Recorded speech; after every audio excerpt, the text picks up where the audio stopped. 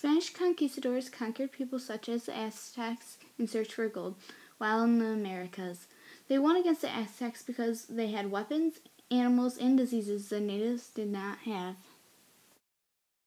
The French were interested in establishing settlements in North America.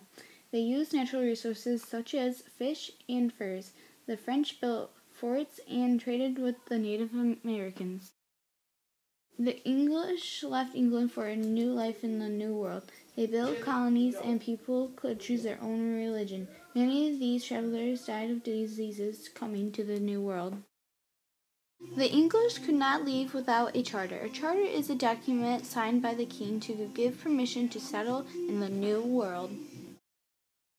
The charter was used for a joint stock company, which had investors that invested money into the joint stock companies, like the Virginia Company, which was the first one. Natural resources are objects used from nature, used for trade and to make things for survival, such as a fort. A royal colony is just simply a colony controlled by the king and queen. People believed there would be a way to have an all-water route to North America, called the Northwest Passage. Jamestown was the first English colony, and Roanoke was the first Spanish settlement ever made.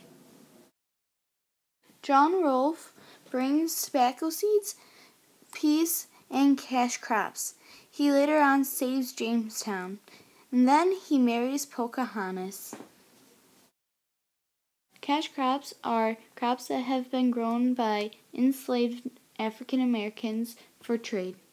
The cash crops are grown in a system called the plantation system, which are grown by enslaved African Americans kept by the French. The House of Burgesses was the first represented democracy in the New World. Pilgrims wanted a way for everyone to have their own beliefs, so they moved to the New World. Puritans wanted a way to purify the English church so everyone had their own beliefs. The Mayflower Compact is written laws all men signed to show they would follow all laws because they landed outside of their charter.